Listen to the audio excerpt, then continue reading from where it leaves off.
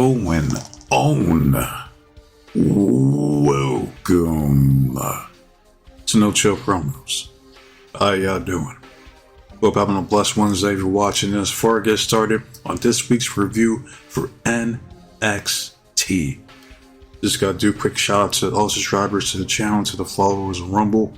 Getting back on track, I'm at 392. So thank you. Thank you to everyone that recently subbed. I truly appreciate it. I hope you're here to stay. All right, almost at 400. And I decided at 500, I'll drop the TNA Mount Rushmore video. That's what I want to do originally, so I'll just go back to that. All right, but thank you once again. But enough of that, let's get into this review. So they start off the show with the same shit that they do every single week. Now, I shit on it every time because it's so lazy, complacent, generic. Just copy and paste. Rinse, wash, repeat. It's like, switch it up, for fuck's sake. But we see random wrestlers walking into the building. Who do we have here this time? We have Ricky Maivia, aka The Pebble, aka The Revolution is Televised. Even though we don't know what exactly he's fighting for, that's Ricky Saint. Alright, then we see the Colic. I think that's her name. You got everybody's favorite lackey, Brooks Jensen. You got Izzy Dame, who's been looking decent as of late. Not gonna lie. You got the fake Timu, Rush Animal, aka, what was it? Oh, Nico. That's his name. Yeah. I remember now. Nico. And then there's the reigning, defending, undisputed NXT North American Champion, Chairman Shawn Spears. We then see the reigning, defending, undisputed dual champion, double champion, Mandy Rose. Okay, you were a unified champion.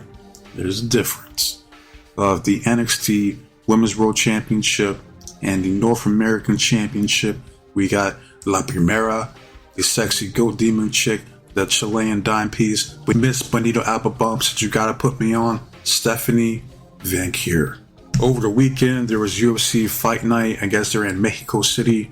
I normally don't watch fight nights, so apparently she made an appearance. She was out there posted with Lahala and Nacio Bahamondes.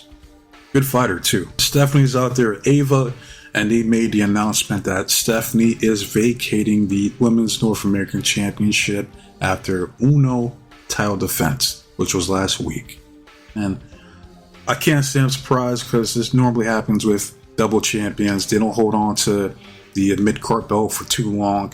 They might hold on for like a week or two and then be like, fuck it, this is too much, I'm done.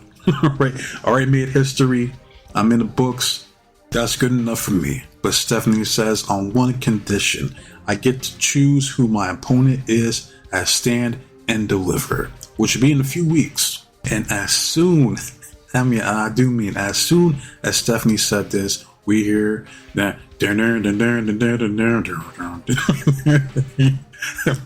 that's my cue. We see the juggernaut Jordan Grace immediately coming out saying her piece. Like, oh, I'm sorry to keep interrupting you, Stephanie, with my crazy ass pants, but I got next. And then we hear Miss Parker. Jada Parker's fine ass comes out. She was like, oh, hell nah. Jordan, your ass should have stayed down looking up at the lights hot, left your ass last week because no one told your ass to get involved in my title match last week. I almost had this bitch beat. No offense, but we're gonna run this shit back. Jordan claps back by saying, nah. No way. I don't think so, pal. That's not how this works. Alright? You lost. You got your ass kicked. You got your ass whooped. You got molly-whopped. And I know since you never held a championship, you don't know how things work around here.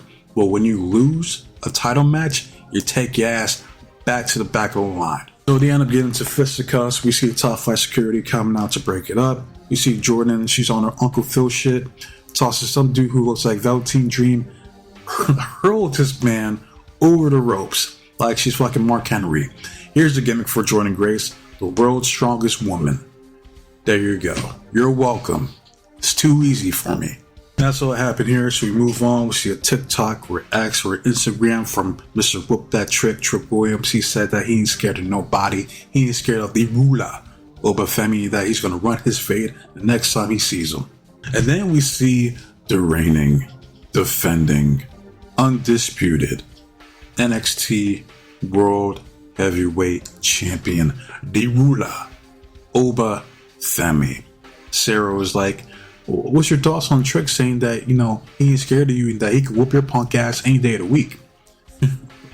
Oba says, I don't answer to Trick. Trick answers to me. I'm the NXT World Heavyweight Champion, and I will see Trick Williams tonight. That's what's going to happen. Then we go backstage to the best women's division in all of pro wrestling. All right, they're bickering about who's going to win the North American Championship. Fallon Henley says she's going to get her title back. Lois says, nah, you had your chance. Ain't nobody trying to see you be champion again. Gordon steps up and says that you wouldn't even know what to do with that championship besides shake your ass with it. Now, first off, that's a lot of ass to be shaken. Second, if I was Lola, I would have knocked the fuck out this bitch. Just, bam, this uppercut, lay her ass out. Like, who the fuck is Core Jade to say anything? Like, your ass never won a championship your damn self. The fuck? And I failed to mention this earlier, but at Stand and Deliver, there's gonna be a 6-woman ladder match to determine who's gonna win the vacated North American Championship. You got the first qualifying match here tonight. You got Zarya, and she's going up against the bougie booty herself, the Legend of Lash. This was a decent match. You got Lash hitting a side takedown to Zarya, then hits kind of like a modified Northern Light suplex to Zarya, and then she chops the shit out of Zarya. That was like almost Big Show-esque, the way she did that shit. I was like, ooh wee. I know that shit stung. Hot damn. We go to commercial break. We get back. We see Zarya locks in a guillotine to Lash. Lash then hits a scoop slam to Zarya. And the story that was being told in this match was anything you can do, I can do better. So they do kip ups. Lash does it perfectly. And then we see Zarya fucks it up. Lash tries to go for a choke slam, but Zarya counters it into a victory roll pin. Lash hits a pump kick. Fast forward, Lash unlocks in the torture rack like she's Lex Luger. Shout out to him. Fast forward, hit double clotheslines. Zarya hits a suplex to Lash. Lash then hits a one-arm backbreaker to Zarya. Then she tries to go for a Batista bomb, but Zarya counters into a Hurricanrana. She hits a German suplex to Lash. Then Lash hits a chokeslam from hell to Zarya. And we fast forward to the finish of the match, which was Zarya hitting a sloppy looking spear, then finishes her off with the F5. 1, 2, 3, Zarya goes over. That's some bullshit. This was some bullshit, and all the fans who were chanting, "This is awesome. This is awesome." I hate that chant. I hate it since day one, and I will forever hate it. But as far as I'm concerned, Lash Legend should have won here tonight. She proved that she's better than Zarya. Stronger, more athletic, prettier, sexier, better on the mic. It's like, she's been down here for a minute. When is that singles push going to come? She's improved drastically. But who gives a fuck about that? Because they're going to push this Timu Furiosa Mad Max chick that is Zarya. But that's all that happened here. So we go backstage with Josh Briggs and Yoshiki Inamura. Alright, Yoshiki was talking about how it's his dream to one day perform and Stand and Deliver. Josh says, you gotta believe in yourself because one day your dream is gonna come true. And then we see Jagged Edge back there and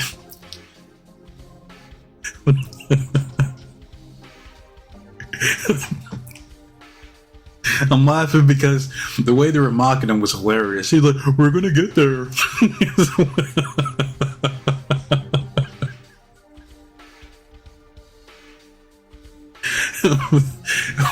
Like, what an asshole. Wes was like, your ass needs to come back to reality because that shit ain't gonna happen ever. Yoshiki was like, What happened to you, Wes? I used to like you. You used to have honor. And Wes was like, the fuck is he talking about? You delusional bastard? Alright, whose man is this? And then Yoshiko is like, you used to have honor. You used to fight with honor. So you fight me tonight. Wes was like, you know what? Miss me with that bullshit. I'm going to Ava and get this squared away right the fuck now. That's all that happened here. We go to the office. We see Ava. We see Kalani Jordan, her beautiful self. And then we see Roxanne. Roxanne, I don't want to be your man, but she has one anyway. And the dude Drake from Let's Fucking Go. Come to find out. So good for them. All right. But Roxanne was talking about how she's going to win the ladder match. Going to be a Grand Slam champion in NXT. Kalani was like, I ain't trying to hear all that shit. Like, you had your moment. You had your time to shine for too fucking long. And I'll be damned if you use me as a stepping stone for your career. Your time's over. My time is now. I'm getting that North American Championship back one way or another. And I'm like, there you go, Kalani. Let them know, Oos. Hot damn. I'm like, it's so fucking stupid with Roxanne being called up because it's not official until after WrestleMania. Well, if that's the case, then why the fuck was she at Elimination Chamber? You know what I mean? That doesn't make any fucking sense. Like, shit's so fucking ass backwards in this company. But I digress. We now move on to my favorite segment of the night. That's the intel with the D'Angelo family. Checking in with the Don of NXT. Tony D'Angelo. Tony says, what you got for me? Lucas says, first on the docket is his kid Dion Lennox. He's 6'2", 248 pounds. He came in as his huge dork. Come to find out, he was a former linebacker at Oregon State University. Broke a teammate's jaw because he was late for formation. He's manipulative. He's explosive. This kid's dangerous, D. Tony says, oh, so what? A bookworm, Clark Kent type, who gives a fuck? Next. Second on the docket is his kid Osiris Griffin. He's 6'3", 280 pounds. He was an all-ACC defensive lineman at Syracuse University. Come to find out he broke his teammates' ribs. He had over 155 tackles and 60 games played. I had a little chat with his former coach. He said he's not just a big meathead. He has great instincts as well, Tony. Tony says, okay, so we got the mastermind of the group, Brainiac here. What else? Who's next? Then we have the lovely Adriana Rizzo. She says third here is Cutler James, a former accomplished wrestler at Duke University. Tony says, Duke? I knew there's a reason I didn't like this guy. Adriana says, but listen, this guy has an unlimited gas tank. This guy's doing marathons for fun. Tony says, yeah. He baths in ice water. He walks in hot coal. It's like a modern John Wick. What do you got for me, Stacks? Stacks is over there meat-mugging the shit at Tony, but he was like, last but not least, we got Shaquan Sugars. This guy's a wild card, He lived a hard-knock life, came up from the pavement. Tony was like, oh, so he's a not-so-smart guy. Stacks says, nah, T. This guy turned down a deal from Harvard. Tony says, Harvard? Why? Stacks says, I don't know. This guy's a mystery. People just follow him. Tony was like, out of fear? Stacks was like, no, this guy's a smooth talker, T. He'll talk to you, act like you guys been best friends your whole entire life. Tony says, okay, so we got 4 badasses. That's okay. That's no problem for the D'Angelo family. Stacks was like, hey, we gotta hit him hard, T. And Tony was like, whoa. All right. Last time we went with your plan, Stacks, it didn't end up too well for me. So I need you to trust me this time. We move on my say-so. Got it? Do you trust me, Stacks? Stacks takes a minute, looks at him. He's like, yeah, I trust you, T. Tony says you gotta stay on high alert. I'll let you know when it's time to move. That's it for this segment. We move on with my favorite tag team here in NXT. Got Kevin James, got Seth Rogen, Hank, and Tank. And they're getting some pretty solid advice from Pretty Deadly. Why the fuck they're on NXT? I don't know. Right? But Pretty Deadly, they're like, you guys want to be stars? You gotta look like stars. You talk about the honk, you gotta feel the honk. It's good advice, actually. And we see No Quarter Catch Crew, Tavion. He was like, "You two chumps look like you're about to get your asses kicked again." But before we get to that, this next segment is sponsored by Progressive. We get a video package with the calling. We see Nico. He says, "Rage, anger, aggression. You are the only one to see these negatives as a positive for me." Brooks Jensen says, "I went from being a lackey to Josh Briggs to being a lackey for you." Thank you, Sean Spears. AZ Dame says, "We're just like one big happy family." Sean Spears says, "You guys already know how much I appreciate and love each and every one of your skill sets. That's why I brought you in to the calling. And tonight, I will utilize all of your tool sets to whoop Ricky Saint's ass as we keep the North American Championship in the calling where it belongs." And we get that tag team match of Hank and Tank versus No Quarter Catch Crew. But before the match begins, we see here in attendance my favorite jobber tag team here in the WWE. That is Swipe Right. This fucking Saved by the Bell ass tag team. It's alright because I'm saved by the bell. Zach Morris, AC Slater, they're watching from ringside. We get the match. It was quick. It was okay. Fast forward to the finish.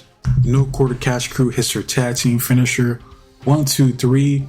Got Tavion and Miles go over. And I must admit, Ren Sinclair was looking good here tonight. I'm just saying, she low-key be looking good out there. You know, I ain't gonna hold you. I'm just saying, I call a spade. I give credit where credit is due.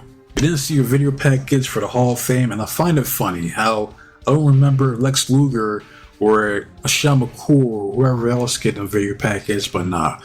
Best believe the game, the King of Kings, the cerebral ass, Triple H, the Pelican gets his own video package. The ego. The fucking ego on this dude, man. It's astronomical.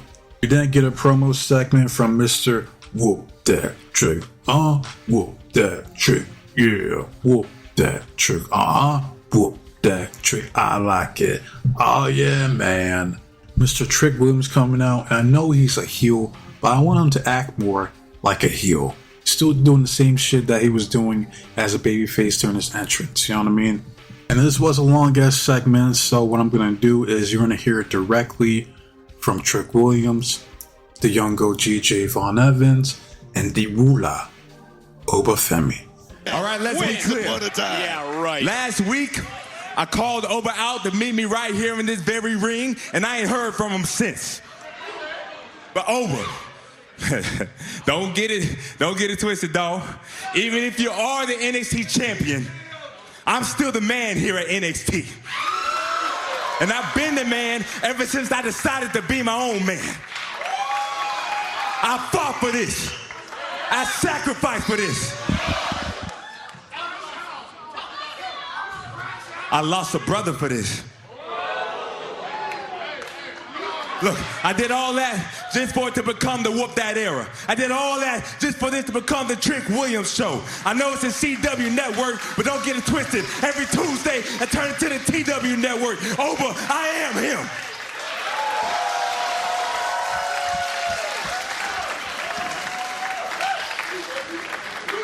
But all this success comes at a cost. I feel all the hate in the back. Y'all don't want me to shine. Y'all don't want me to be that doll. Y'all don't want me to get back to the top. But I get it now.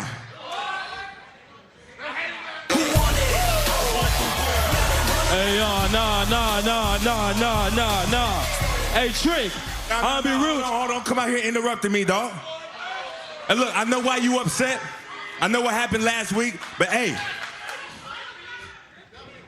that's collateral damage, man. It's stand and deliver season. It's time for the grown folks to start talking.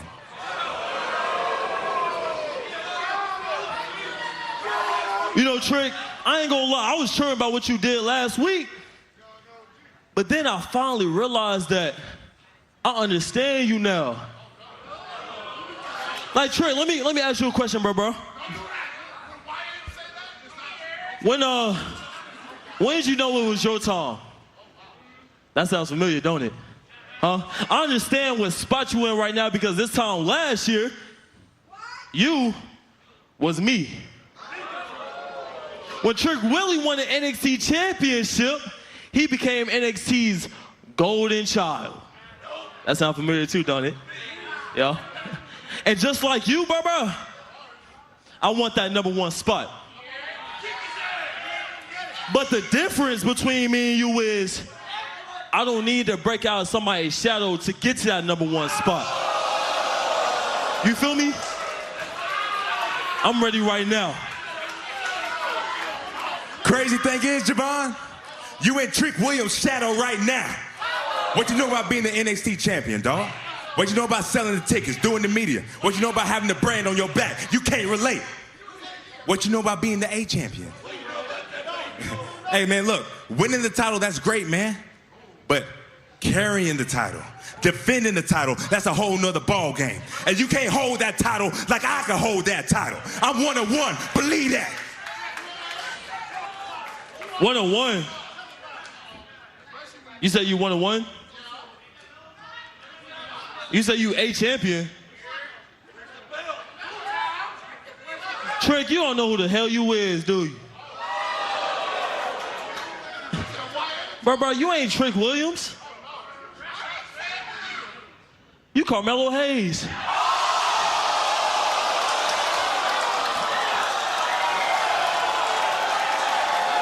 Yeah.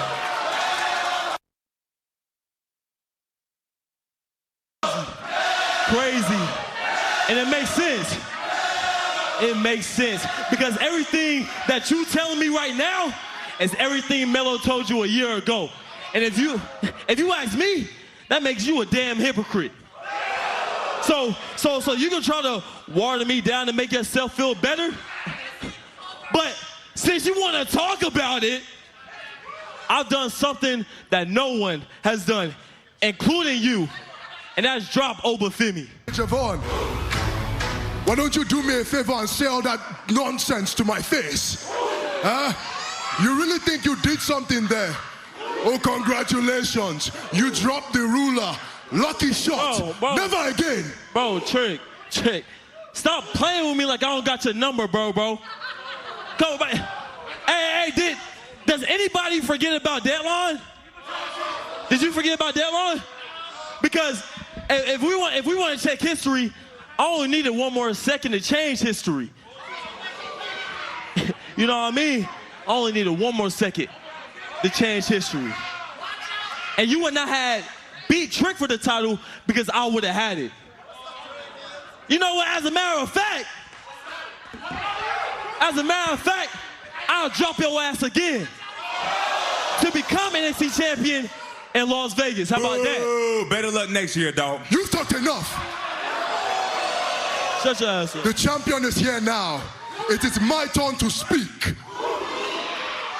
As for you, Javon, when I look at you, all I see is a small boy with big dreams and aspirations. And while you might be the future of NXT, your success will not be at the expense of the ruler at Stand and Deliver. Because whether you like it or not, Javon, you live in the present, you live in the now, and the now belongs to Oba Femi. Yeah. That's exactly what I'm talking about, dog. Hey, listen, Stand and Deliver season, the NXT title between Oba Femi and Trick Williams. For the last time, Javon, please excuse yourself.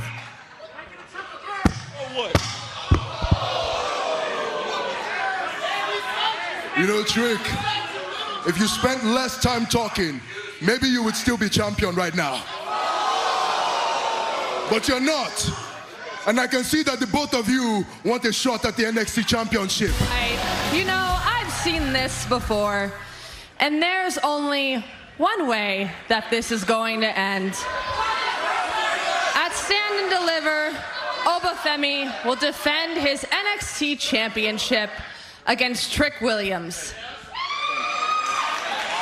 And Javon Evans in a triple threat match. After the fact, we see Oba, he takes out Trick, and then we see Dark State coming through. Now, seen online, they're calling these guys the YNWO. The following announcement has been paid for by the Young New World Order. Doesn't hit the same, man, but I see what you did there. You know, I ain't mad at it. Right, but I'm gonna call him DS for short. DS comes out, they whoop Oba's ass. They then surround Trick Williams, and then they whoop Trick Williams' ass. They hit the quadruple power bomb, and that is how we end this segment. We then go backstage with Tom Green, aka bum-ass Andre Chase. The doc tells him, you got some cracked ribs and that your ass needs to go home. Tom says, well, I ain't got nobody. And then we see the team move on, Wagner and DJ Damdala, they got his back. Then out of nowhere, we see Jada Parker and Jordan Grace. They're back there fighting, scrapping, clawing, going crazy. We then see Hank and Tank. They're talking to the reigning, defending, undisputed NXT Tag Team Champions, Fraxium.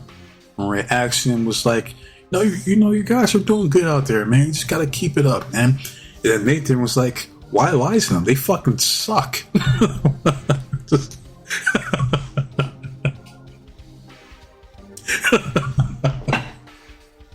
He's like, it's just better to be honest than to lie to them.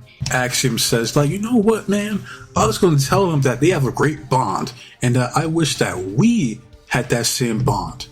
You know, Hank and Tank, they leave, and then we see my favorite jobber tag team, Swipe Right. I finally know their names. Brad Baylor, Ricky Smokes.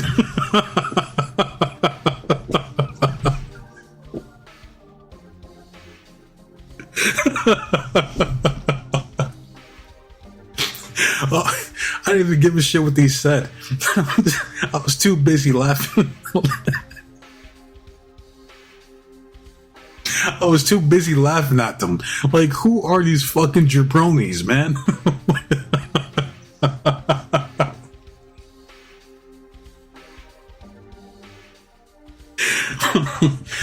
Oh shit. Oh, it's been a minute since I laughed that hard. Just laughing at these dudes, man. I'm like, who are these guys, man? You know who these guys are? It just hit me. This is the new Mean Street Posse. You got Pete Gas and Joey Abs. I'm trying not to laugh anymore. That's what we got. That's what I'm starting calling them from now on. Mean Street Posse. We now move on to the match of the night. Where we got Roxanne. I'm not gonna lie, them cupcakes were out tonight. I must admit, that's probably the best she looked ever. If I'm being honest. Alright? She's going up against Kalani Jordan, who has my full support. She needs to win this match. This, in my opinion, is her biggest match in her career. Bigger than her trying to win the North American Championship in that ladder match. They start out with some chain wrestling. They're trying to one up each other. You got Roxanne trying to keep up with Kalani, which she did alright. She tried her best, but Kalani is just more athletic. You know, it is what it is. Roxanne was on full heel mode tonight, and the crazy thing is that the crowd was cheering for her. They were chanting, Roxy, Roxy, Roxy. I'm like, the fuck? Like, she's the heel. Why the fuck she getting cheered so much? Because that ass was out. That's the real reason she got cheered here tonight, and that's the reason why Rhea Ripley gets the cheers that she does. All that ass back there. But I digress. Kalani hits a face crusher, then hits a handspring leg drop, and this match even happening was crazy because it wasn't that long ago I was literally talking about these two. I'm like, yo, what's the difference between Kalani Jordan and Roxanne Perez? And here we are. They finally get a match one-on-one. Kalani is proving why she is better than Roxanne Perez in that squared circle.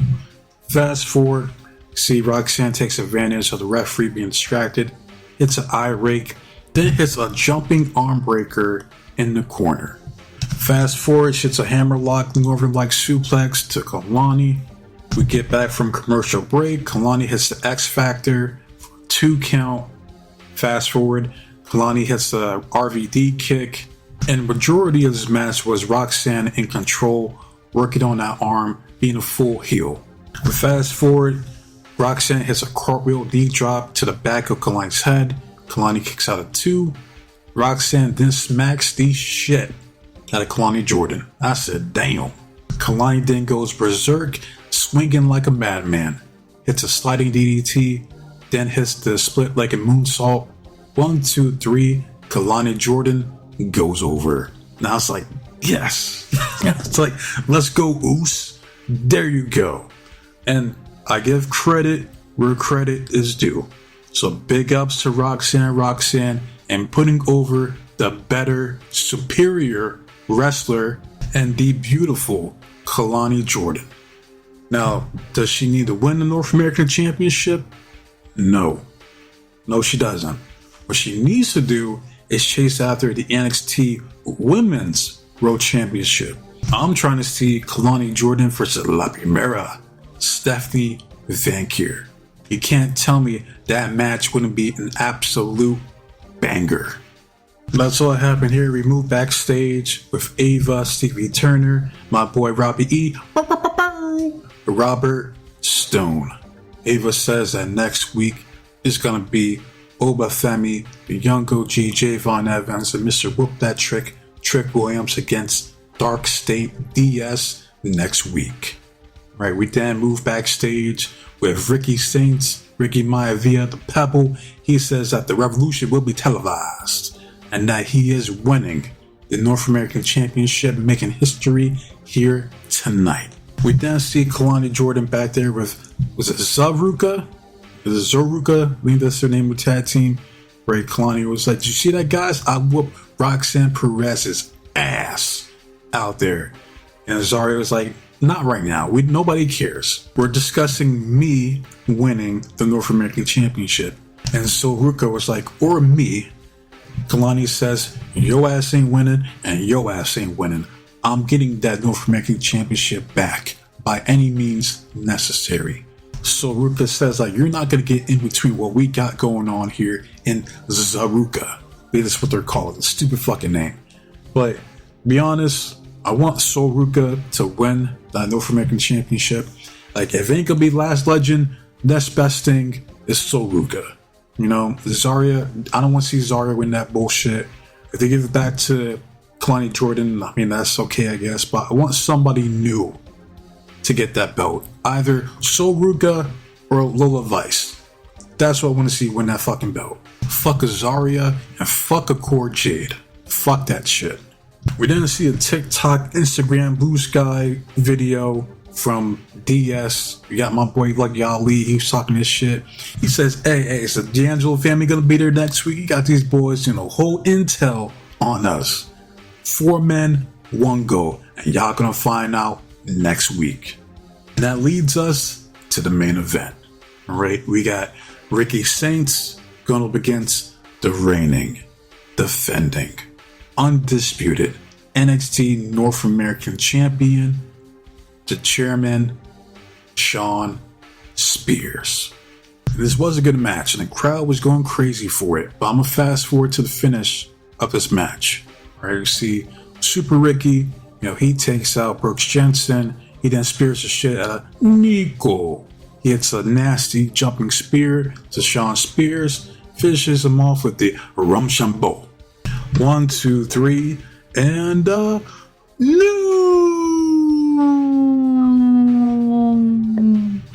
NXT North American Champion, Ricky Saints.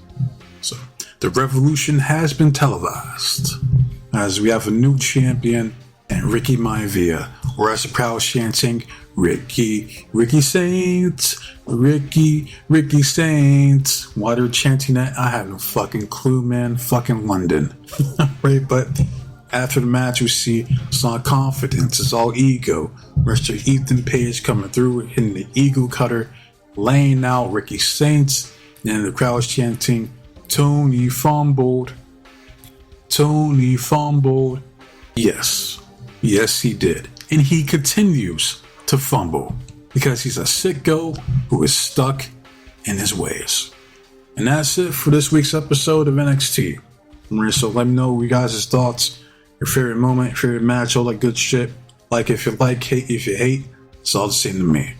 I just want to see the engagement and the feedback from you guys. As far as the next video, it will be the Dynamite review. But with that said, wasting of you guys' time, got a little carried away. I was laughing at the Mean Street Posse.